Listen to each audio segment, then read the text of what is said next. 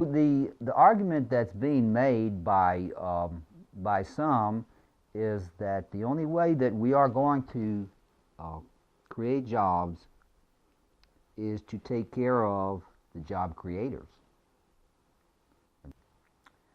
The thing that you need to understand is, and in order to do that, one, lower their taxes and reduce regulation. And of course, apparently the top 1% of individuals also are job creators, according to these people.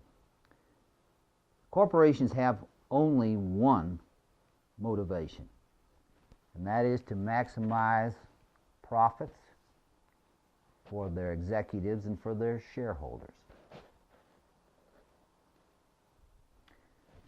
Here's what's happened in the last 11 years with our manufacturing jobs. This is from the Bureau of Labor Statistics. And manufacturing jobs in January of 2000, there was approximately 17.3 million manufacturing jobs in the United States. In September of 2011, there were 11.75 million jobs. 5.55 million jobs in manufacturing were lost in those 11 years. 5.5 million. Where'd they go? Well, many corporations, particularly multinationals, they closed factories here in the United States and moved overseas. Now, why would they do that? Because these companies, ladies and gentlemen, they have no home country. I mean, they could be based here or they could be based in some Caribbean island for all that matter. But they are multinational. That means they go where the profits are. They bear no allegiance to this country or any other. Their only allegiance is to the shareholders. It's all about the money. So you saw then in the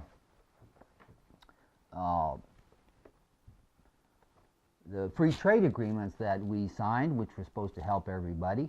Well, you probably remember that NAFTA has cost us 197,000 jobs, and rising, I'm sure.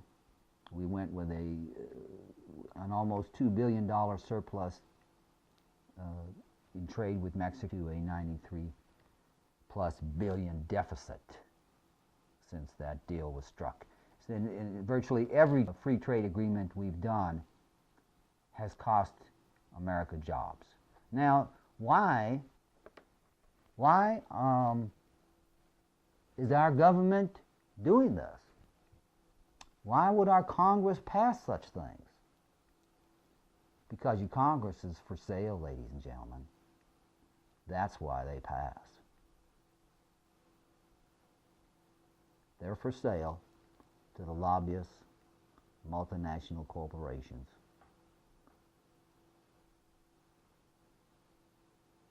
And that's who they are representing. They're not representing you. Whether it be manufacturers, Pentagon contractors, they operate worldwide. And their business is not defending America. That company's business is making money. So this picture shows from 2000 to 2009 where the jobs went. Here is the growth of foreign jobs in green, and yes, The red is the loss of American jobs over those 9 years. So the idea that we must protect these job creators, that we must lower their taxes, which are already the lowest they've been in almost 50 years. The reason we must not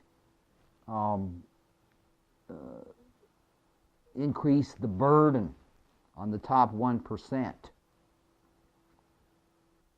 is because they're the job creators. Well, yes. Jobs are created. If you look here at the foreign jobs created and the American jobs lost, yes, they created these jobs. They created these jobs in the sweatshops in China, the slave labor in China, sweatshops and child labor, I'm sure, in Mexico as well as countries around the world. This latest deal that was signed with North Korea, I could be wrong, but I thought it was 159,000 jobs in the United States. But whatever, it is. It's a significant number of jobs that will be lost here. And the products that are going to be made will be made with North Korean labor, slave labor. And the people that are going to be making money are the the South Korean businessmen who take those products back, and by the multinational companies that will sell them to you at Walmart. So I must give credit to our representative, Mr. Hunter, who voted against that deal, and he did, however, vote for the Colombian Free Trade Deal, which you need to know this. Why American workers are in such a state. In Colombia, over the past 25 years, 2,500 people, labor organizers, people who have been trying to organize workers so that they may make a living wage, the people in power in Colombia, the money people, they kill them. They kill anybody that tries to organize labor to keep the costs down. And in those 25 years, not only were those people killed, but 10,000 people, 10,000 labor organizers have been tortured, kidnapped, or have disappeared. So when you end up with, in Colombia for labor, it's people who are the poorest of the poor, who are desperate, who are wage slaves with no opportunity to organize, no opportunity to attempt to get a decent wage, but are on survival mode. And they will take what they can get and shut up. Now my argument is, American working men and women, America, where we used to have a thriving middle class, that group is moving inexorably toward that same place where they will become wage slaves with no benefits and no decent wage. Now, getting back on the topic, do these corporations need this special treatment?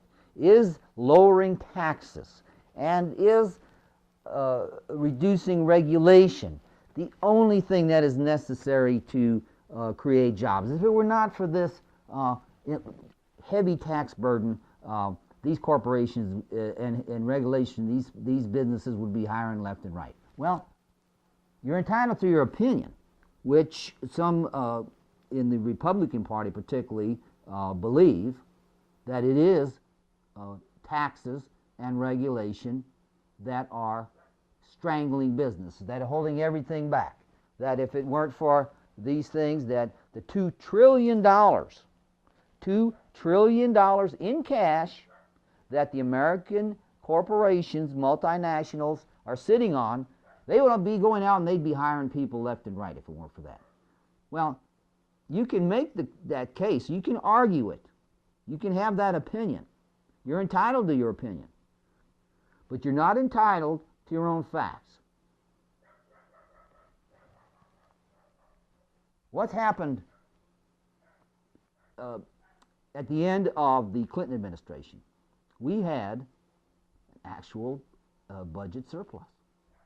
There was no deficit.